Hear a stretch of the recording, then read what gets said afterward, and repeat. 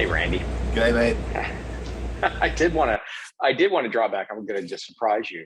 And have you had any thoughts about chatting with Charles a week ago? What was really evident Yeah. from Chef was just his passion for his work and his love for his work. And Yeah. whenever you talk to anybody in any domain that is both great at what they do and love what they do, it's a beautiful thing. And you get it, you think, this is a recipe for happiness here.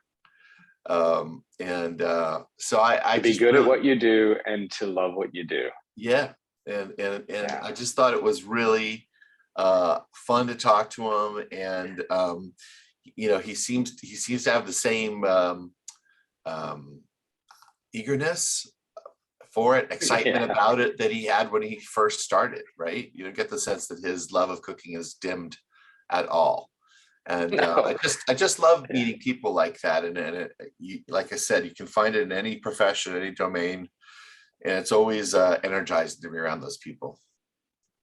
Yeah. He has somebody described the video to me as he has a joyfulness about him. He And that's how does. Chef Charles is. He's He great. does a joyfulness and a lightheartedness about it all. Doesn't take Yeah. Yeah. himself Yeah. too That's seriously.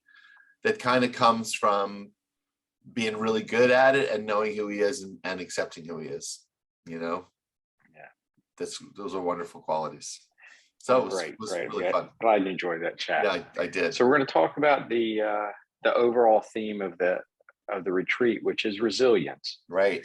and we're going to use the same framework that we've used in the past, which are valid frameworks. This idea of presence and mindfulness and empathy and so on. But this overarching idea of resilience. Um, why do you like that term? What does that mean to you? Um, it's a very powerful word, resilience and resiliency, um, Hmm. because they denote the ability to bounce back and to adapt when things aren't going well. And I feel like the last 3 or 4 years, we've all been tested. And by Yeah. that, I mean Okay. everybody, the global community, by COVID, by world politics. And there's been a certain level of exhaustion and anxiety that everyone's been carrying, and different levels of grief.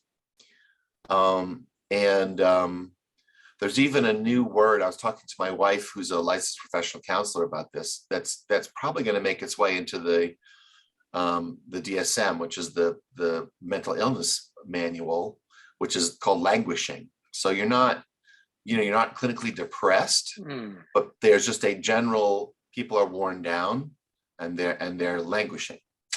So resiliency is the key quality in being able to get up in the morning and say, this is going to be a great day. I'm going to make the most of this. I'm grateful for who I am and what I have. And it's really, resilient people don't wallow or dwell on their failures. They acknowledge them, they learn Hmm. from their mistakes, and they move forward. So psychologists say that resilient people accept difficult moments in their life as challenges, not as paralyzing events. They look at their failures, their mistakes, as opportunities to grow. So they're not knocked down by that. They have high levels of commitment. I am committed to my goals. I'm committed to my life. I'm committed to my relationships, to my, all these things. And it's not just work stuff. As I said, it's their friendships, causes they care about, their personal beliefs. Right. And resilient people, and this is an important one, have learned about personal control. So often we are overwhelmed by fear of things we can't change or control. And I've talked about this a bit in our previous retreats when we talked about assessments and things like the Enneagram, where they evaluate you. Are you a head, heart, or gut person, essentially?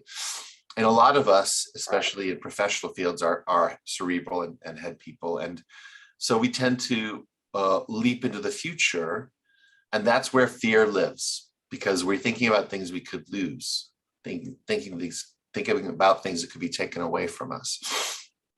And so resilient people have learned to focus their energy on situations and events that they can control, where they can make a difference. And when they play in those spaces, they feel more empowered and more confident, and they tend to contribute more. And it just helps them move forward, rather than living in a place where they feel powerless, which is enervating. What's a less fancy word than enervating? It's just, makes them feel lost or helpless. How do you find that balance between being resilient and not being too detached? Not being too stoic, to still being attached, to still finding joy. So I think that's a very Buddhist question, Mr. Reed. I think the resilient, got the head for it. Yeah, the resilient people have a very positive image of the future. They have solid goals. They're empathetic and compassionate, and they invest in relationships. They're not detached. Okay. It goes back to the first quality that I said, is that the second quality is that they really are committed to the people in their lives. They're committed to their goals, but also to the relationships and the people. So I think it's, in many ways, it's the opposite of being detached. And I think when you have strong relationships, you are more resistant to stress. You're more resistant to feeling boxed in, because you have other people in your life to support you. You have other people in real friendships that can help you when you fall down, that can tell you when you're full of it or you're screwing up. And you learn to trust those people and listen to them. And they're also the people that are going to tell you, you nailed that, man, good job. And you learn to believe that. And that also helps build you up, rather than tear you down. So I think that the relationship aspect of it is actually quite important. And you mentioned this control aspect. Is that surprisingly common or uncommon for executives and people in leadership to have to wrestle with this notion of self-control? Is that? Yeah, well, yeah. I thought you were asking. You hear the horror stories of the executives that, the very public-facing executives that many of us admire for certain characteristics, but you also hear about their lack of control issue at certain times, which is part of it. And so, is there? Yeah. Well, there's lots of answers depending on which aspect we're talking about. There's control, right, writ large, like corporate control, organizational control. Sure. There's self-control. That's right. That's accountability and responsibility for the corporate. Yes. The corpus. But there's also often an illusion of control, or the belief by the executive that they must project control, when in fact, study after study shows that people respond and see great leadership in leaders who are authentic and say, well, I've got this, I got that, I don't got that. I need you guys to help me figure this out, right? I don't have all the answers. Right. I'm buffaloed by this. I can see that this is a big problem for us, but I need all of you to help me see the way through that. As opposed to, we're going to take that hill. Here are the three things we're going to, like that kind of I always have a plan. I always know what I'm doing, where I'm going, which just isn't true for almost anybody all the time, right? It's a good projection, but well, but what a burden too, right? That we carry that, and honestly, it's the classic white male leader thing that we sort of created the 1950s idea of the man in the gray flannel suit, and now we're realizing in much more enlightened, much more diverse days that was not the greatest model for us all to be trying to emulate, and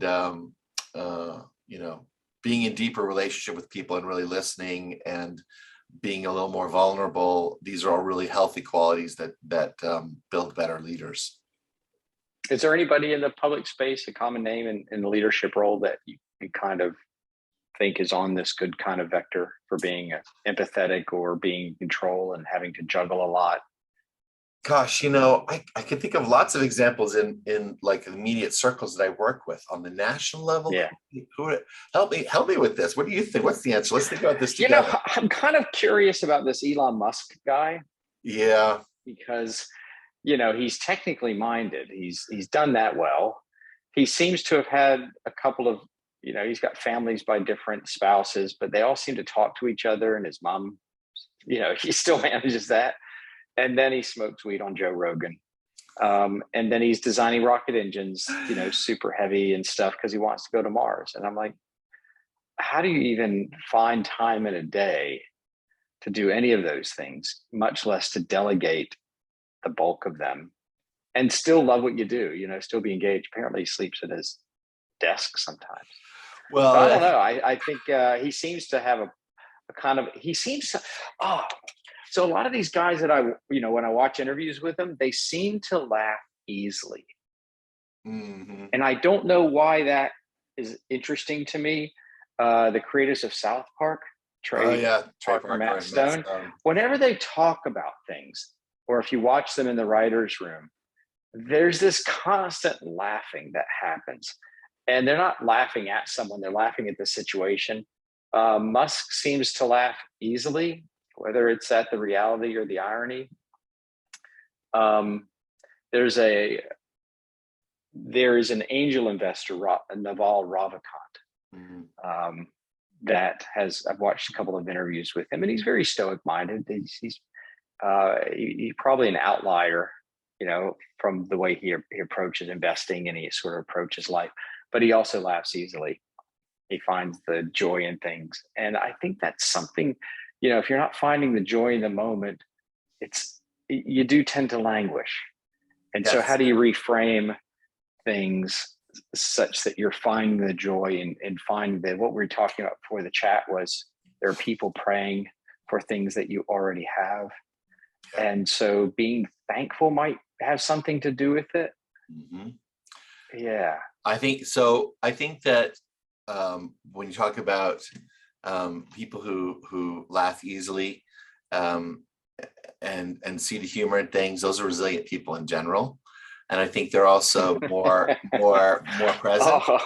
And I think they're generally happier people. And I think it's partially because they've learned that there's always a smarter cat in the next paddock, right? They've learned to just be themselves, be happy with who they are.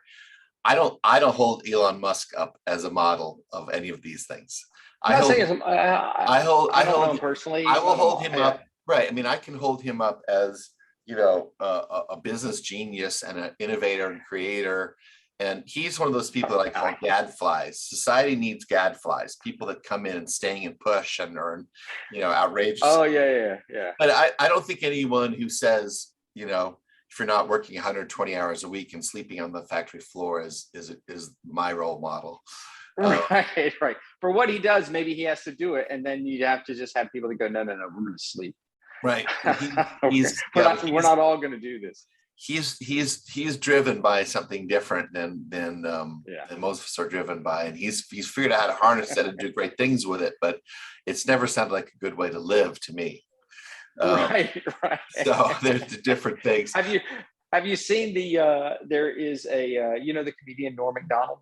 Yeah, I love Norm Macdonald. Loved Norm Macdonald. Okay, he famously recorded his last stand-up. Yes. Because he had surgery the next day, and just in case things didn't go well, he wanted to make sure he got his bit out there. And it's on Netflix. Yep. And it's maybe not something that you want your mom to listen to. Right. But there are moments of joy. And then at the end of it, there's a circle with Conan O'Brien, Dave Chappelle, a couple of other people talking about what that meant, and also their relationship with him, and how he was never on. He was just who he was, and he would always make you feel, he would always bring energy into it. And I think it was I think it was Dave Chappelle that talks about someone had passed in his life that was meaningful to him. And Norm brought the energy to it. They were working together on a project, and he said, just helped him immensely. And they all reflect. I think David Letterman is actually in that circle as well. So Well, he he get a was one of chance his to watch heroes. Yeah, he was one of Norm's heroes. But his bit is just like he's talking to his computer, and he's, I can't tell if he's reading anything off the screen or if it's word association, but he's going through the whole bit. And wow. It's funny. Resilient. I was trying to think of a less exotic answer to your question, but the person that kept coming to mind when you were asking me about resiliency, and then when you talked about laughter, I kept thinking of the Dalai Lama. I've never met him, but I know several people that have, and they all said, you're going to meet this person, this spiritual figure and important political leader, and you're expecting, to be intimidated and be, a very august presence. And they all said he just laughed the whole time, that he was as gentle and friendly, and he listened first, and he put everyone at ease. And I think that, and this is someone who's basically been, persecuted and pursued their whole life. And he comes across as joyful and invested in people. So there's got to be a simpler, more accessible example than that, but that was the one that kept coming to mind for some reason. Maybe resilient people laugh. I think it's a great outlet. I wonder. Yeah. All right, buddy. All right, man. Love you, Randy. Take care. Chat soon. See ya.